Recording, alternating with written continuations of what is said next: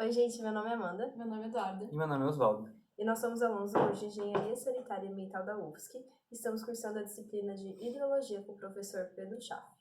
O foco do nosso trabalho é mostrar alguns passos que a gente utilizou no programa ArcGIS para delimitar uma bacia hidrográfica. A bacia que escolhemos é a bacia de São Bento do Sul, localizada no Planalto Norte do estado. Para acessar informações da nossa bacia, fomos no EPAGRE e na página Mapoteca Topográfica Digital de Santa Catarina. Está numa escala de 1 para 50 mil, então procuramos pela bacia de São Bento do Sul, que está aqui. Esses dados são os dados vetoriais e ela nos fornece os cursos d'água e as curvas de níveis da nossa bacia. Assim que baixados os arquivos da EPAGRE, utilizaremos somente o curso de água, curva de nível e a grid para podermos fazer nossos cálculos relacionados à bacia em formato shape. Primeiramente, com o curso de água, pontuaremos o exatório e delimitaremos manualmente a bacia. Depois, utilizaremos a ferramenta Clip e colocaremos nos inputs dela o curso de água para podermos obter a bacia, o curso de água clipado somente. Com o clipe da bacia, através do método de Strahler para hierarquizar o rio, usamos Select Feature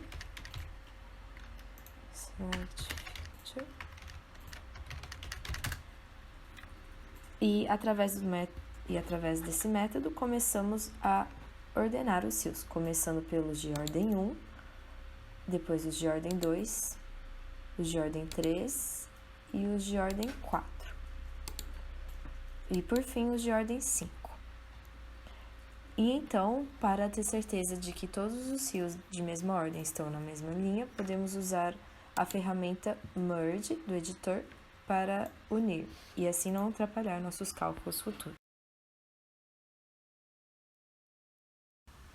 E então, para obter outros dados da bacia, como declividades e altitudes, vamos criar um TIM através da ferramenta Create TIM e depois transformar esse TIM em formato raster, ou seja, em formato matricial. Para isso usamos TIM to raster e criaremos a nossa bacia em formato matricial.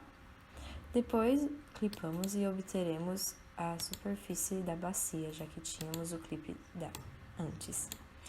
Após isso, com o uso de ferramentas como ADD Surface Information, poderemos obter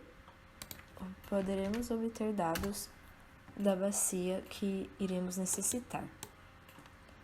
E por fim, para podermos exportar todas as informações sobre nossa bacia, podemos usar Table to Excel para finalizarmos o trabalho e passarmos para a parte em raster. Para iniciarmos a delimitação da bacia com o formato raster, iniciamos com o layer raster, depois o fill para corrigir imperfeições do raster, depois disso o comando flow direction e depois o flow accumulation.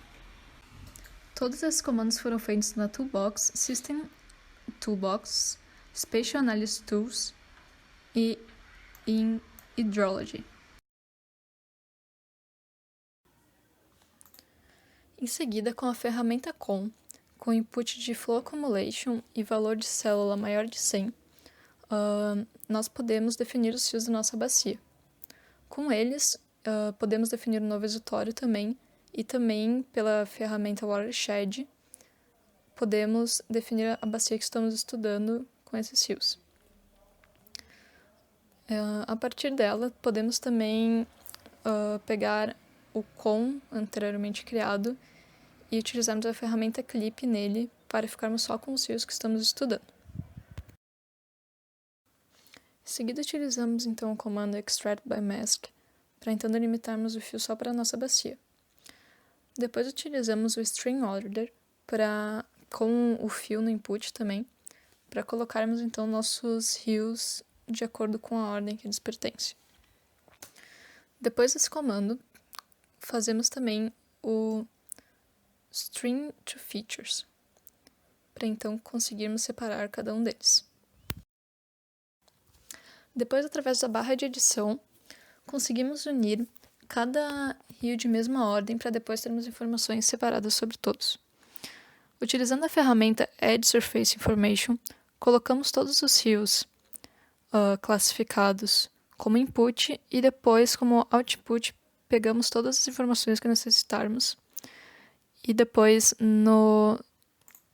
na barra de informações de Attribute Table teremos todas as informações de cada classe de rio. Utilizamos então o comando Table to Excel para as informações anteriores serem exportadas para o Excel e então classificarmos as ordens do rio no Excel. Em seguida, então, utilizamos de maneira semelhante à utilizada anteriormente para definir a ordem de cada rio e selecioná-los. Selecionamos o rio principal e então utilizamos o comando Interpolate Shape, que depois utilizaremos para obter informações sobre o rio principal que responderão algumas questões do trabalho. Para calcularmos a nossa curva isométrica, a nossa altura média e altura mediana, vamos utilizar como exemplo o raster e os dados coletados do ArcGIS. Para fazer a curva isométrica, fazemos um gráfico entre a cota média e a área acumulada. Essa é a nossa curva isométrica. Já para a altura média e a altura mediana, temos que calcular a área acumulada por porcentagem e a cota vezes área. Para a altura média, vamos somar todas a cota vezes área e depois dividir pelo somatório da área. Assim, temos uma altura média de 561,36 metros. Já a mediana, nós vamos no nosso gráfico da curva isométrica, vemos onde está os 50% e assim achamos a nossa mediana, que nesse caso é de aproximadamente 600 metros. Para calcularmos a declividade total, a declividade média e encontrarmos o perfil do rio, nós coletamos os dados, nesse caso vamos usar como exemplo o raster, coletamos os dados de extensão e cota da nossa bacia. Com esses dados, a gente consegue fazer o gráfico de perfil do rio, como vocês podem ver aqui. Já para calcular a declividade total e a declividade média, a gente precisa dos dados do comprimento do rio principal, a cota da nascente, a cota do exutório e, assim, a cota média. Para fazermos a declividade total, iremos fazer a cota da nascente menos a cota do exutório dividido pelo comprimento do rio principal.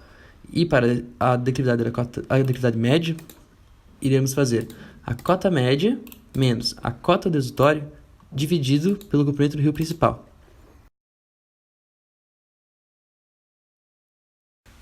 O tempo de concentração pode ser considerado o tempo que a água leva para passar do ponto mais alto da bacia até o seu exutório. Existem 3 métodos para calcular: o método de Kirchhoff, Picking e Wentz-Schall. Nós calculamos esses 3 métodos com raster e shape. Para fazer esse cálculo, precisamos do comprimento do rio principal, de ambos os métodos, da declividade média do Talveg e a declividade média do Talveg em porcentagem, assim como a cota máxima, mínima, para o método de Kirchhoff e o ΔH também para o método de Kirchhoff. Com isso, concluímos que os resultados são o tempo de concentração, no exemplo do raster, em Picking deu 89 minutos, Kirchhoff 80 minutos e Wentz-Schall 112 minutos.